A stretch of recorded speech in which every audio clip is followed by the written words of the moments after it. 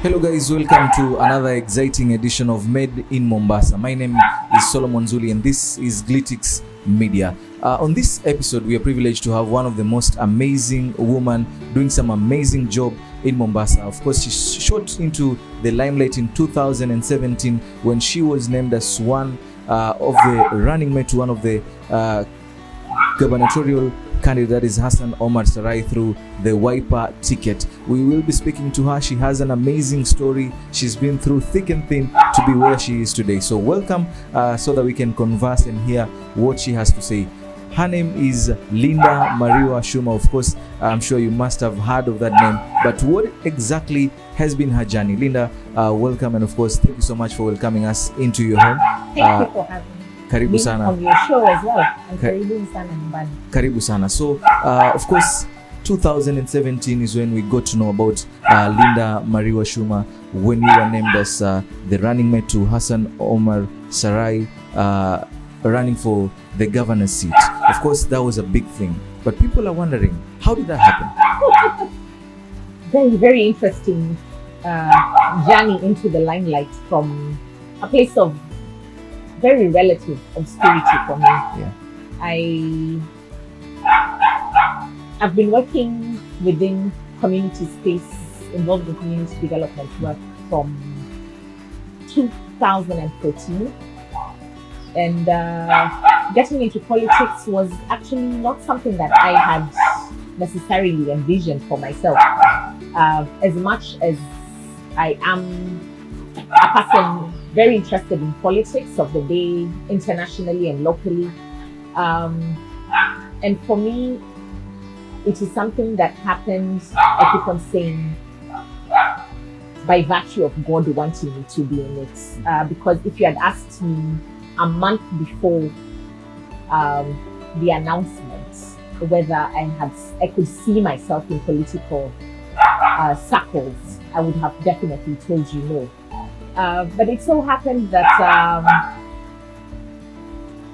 Hassan Omar Hassan's team at that point was in search of a deputy governor candidate. And one of the things they were looking at was to have a female candidate to be able to create gender balance as far as the candidature was concerned.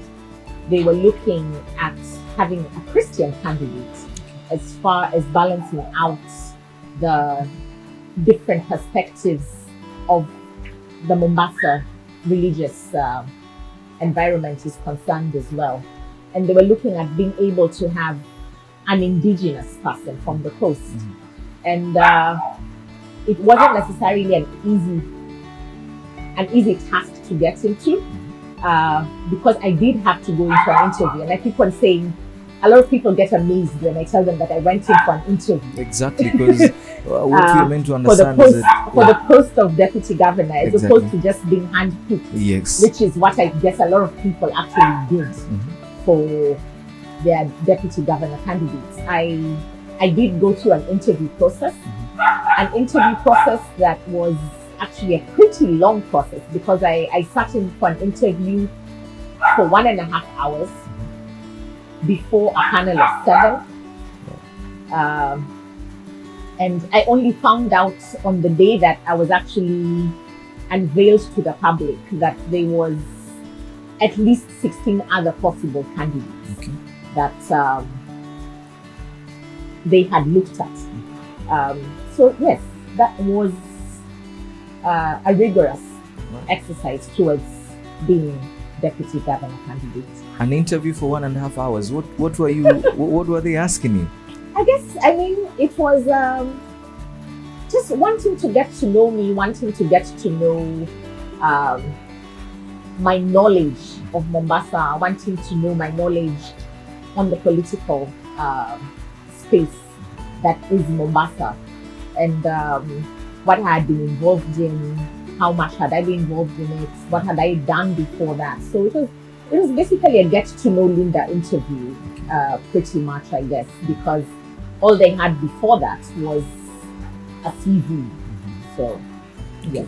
So I think I've heard your story, quite an amazing story, Linda, from where you started to where you are today. Just briefly for those who have not heard that story, that it has been full of bumps, but you say you have to push the pedal and keep going. Indeed. I guess we always need to ride over the bumps and go through them. Born in Nairobi to one Ruth Kondo and Andrew Shuma, who were married at the time, who later divorced. So coming from a background of divorced parents, which is already a difficult background. If you have anyone who's grown up in such a home, then you know it tends to be pretty difficult. Managed to get through school, and pretty good schools actually, and I thank God for enabling my mother to be able to take me through extremely good schools as far as education was concerned, for primary school, for secondary school. Went to university and studied international business administration with a minor in hotel and restaurant management. I know, hotel and restaurant management, business, politics. They don't. The diversity Yeah. is quite amazing. Yeah.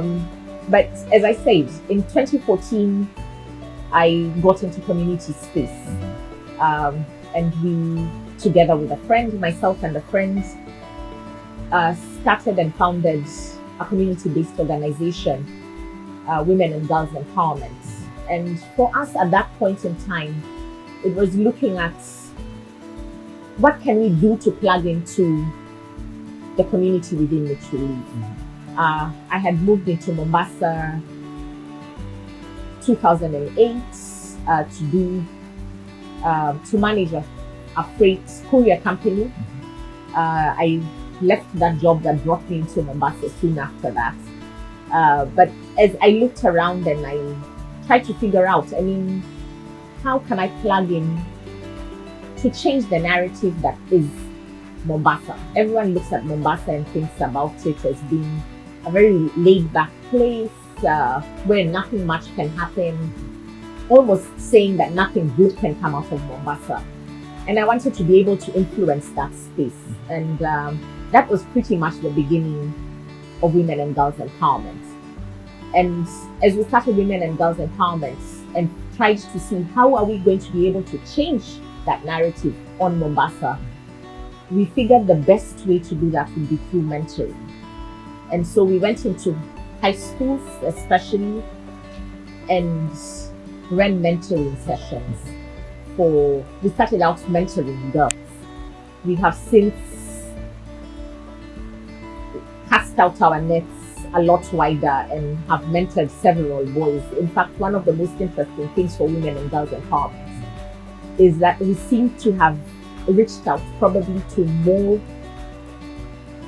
boys and young men, as opposed to the women and the girls that we initially set out to do. So that is pretty much my journey into, from community space, I have dabbled in catering business. And I know when you came into my home, one of the first things you saw was some massive sufurias. And yes, I have catered and I love cooking, I love baking, and done it as a business for a while.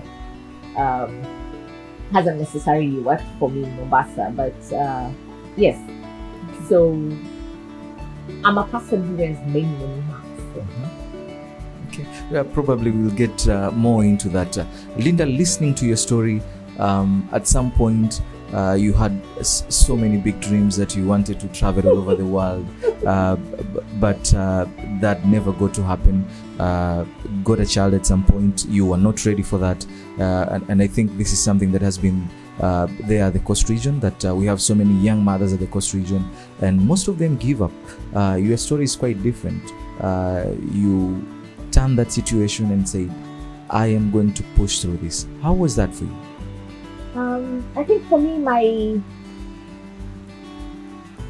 my having a child was probably slightly different as compared to many of our young girls in the coastal region who, as opposed to me who had a child post-university, many of the girls around the coastal region actually have teenage pregnancies and are thus forced out of school and are not able to complete their education. Of course, referring to the story that you mentioned, I think everyone has a dream. And the most important thing is that you should not lose that dream, irrespective of what it is, and irrespective of what circumstances you go through. Life throws us many spanners. It's for us to be able to pick them up and figure out what bolts and screws those spanners open. As alluded in the story that you're talking about, which was my engaged talk from last year, indeed, it's being able to brace yourself and not allowing yourself to be put down by the relative failure that comes along your way, the relative hurdle that comes your way and almost makes it look like it's impossible to achieve your ultimate goal. We must be able to pick ourselves up, dust ourselves off, and try again. And we must be able to do that over and over again. Indeed, we also tend to have many dreams, but it is also important to be able to still ourselves and find out from God, what would He have us do? We have so many dreams that we dream, but is it necessarily what God wants us to do? Because indeed, God brings to fruition what we ask of Him, but yet again, He is God who created us, who knows exactly what He wants to do with us. So we must also be able to surrender ourselves to God, our Creator, so that we are able to be that which God wants us to do. Sometimes what God wants of us is totally different from what we want for ourselves, but He is good. So surrender ourselves to Him and just let it be. Let it be. Out of the 16 possible candidates that were up to that position for the deputy governor, for them to have chosen you means that they must have seen something in you. What is it that you are bringing on the table, Linda? Oh gosh, that is actually not a question I've even asked Hassan Omar himself. Okay. But having met some of the candidates later, I know at least two of them, and there are some pretty amazing women as well. And for me, that's why I keep on saying, even having gotten into that space and having been the one that ended up being chosen, for me it was a God journey. And I keep on saying, a lot of people find this very weird, but for me, I'm very faith-centered. Very, very faith-centered. And for me, getting into that political space at that time, and especially even knowing some of the candidates who, for me, I think were even probably better than I am. I keep on telling myself there must be a reason that God wanted me to be in that space. I often stood in front of the masses during different engagements, the rallies that took place of up to 11,000 people, smaller engagements. And every time I stood in front of people, for me, my biggest question, even to God, was, is it really me that you want to use to be able to impact 1.2 million plus people, to be able to lead those people? And despite the fact that we were not successful at that election, I am very aware that I continue to be a person of influence because of that campaign. I have lots of people looking up to me, even without me knowing, very unconsciously. So it is a question I keep on asking myself, and it's a challenge I keep on giving myself, because it's extremely big space that I got into. Extremely big space that was not just 2017, but that continues to be for the rest of my life. So, okay. So how was it from a laid-back perspective of you? Now you're entering the big stage. Did life change for you?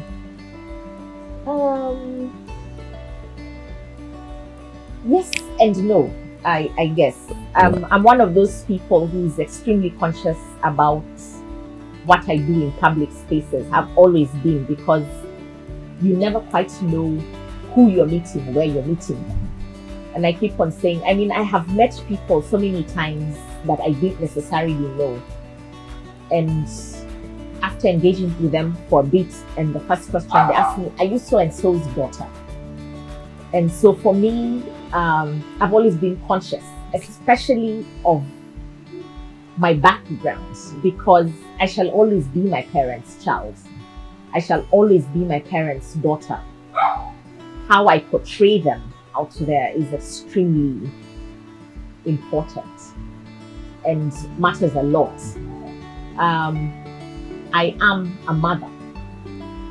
So of course, even as I got into that space, I am extremely conscious that anything I do impacts greatly on my son and what people think of him and how people will treat him out there. Did anything change for me? I guess it just put me into a space where I needed to probably think through a lot more, even how I went to the shops. Something as simple as that. Yeah.